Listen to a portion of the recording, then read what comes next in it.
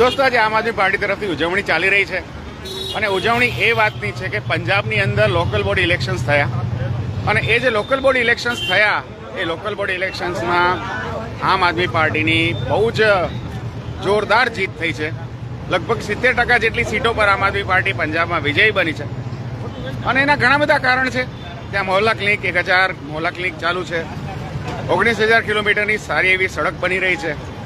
લોકોને સરકારી નોકરી મળી રહી છે.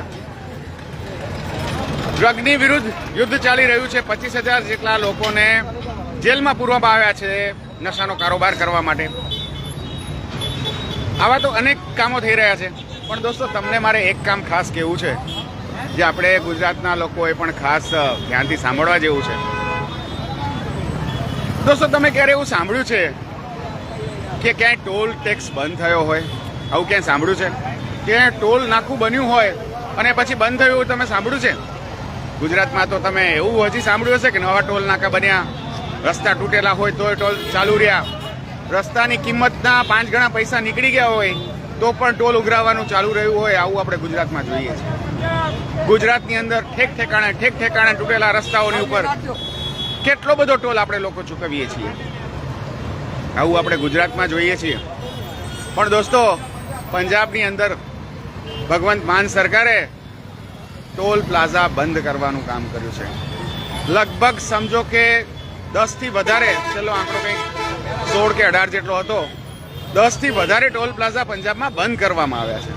તમે વિચાર કરો કે આવી પણ એક સરકાર હોય કે જે લોકોને મદદરૂપ થવા માટે, લોકો ઉપરથી ભારણ દૂર કરવા માટે કામ કરે અને ટોલ બંધ થાય એવું તો ક્યારે બની શકતું હશે?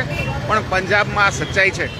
કેમ કે પંજાબમાં ઈમાનદાર સરકાર છે, પંજાબમાં આમ આદમી પાર્ટીની સરકાર છે અને એટલે પંજાબની અંદર ટોલ લેવાનું બંધ થઈ રહ્યું છે. તો દોસ્તો, ગુજરાતમાં પણ પરિવર્તનનો પવન ફૂંકાઈ રહ્યો છે. ગુજરાતમાં પણ જો આપણે એવું જોતું હોય કે આમ આદમીની સરકાર આવે, સામાન્ય લોકોની પીડા સમજતી સરકાર આવે, ખેડૂતોની પીડા સમજતી સરકાર આવે, વિદ્યાર્થીઓની પીડા સમજતી સરકાર આવે, મજૂરોની પીડા સમજતી સરકાર આવે અને આપણા સૌનું જીવન બહેતર બનાવે, તો એ માટે આમ આદમી પાર્ટીને લાવવી જ પડશે. અને એ માટે આપણે સૌએ એકી અવાજે ગુજરાતમાં સાચા વિપક્ષનો સાથ દેવો પડશે. ગુજરાતનું સેટિંગનું રાજકારણ જો પૂરું કરવું હોય તો આમ આદમી પાર્ટીને આપણે સૌએ ટેકો કરવો પડશે. મજબૂત વિપક્ષ અને સાચો વિપક્ષ જોતો હોય તો આમ આદમી પાર્ટીને ટેકો કરવો પડશે. જય હિન્દ.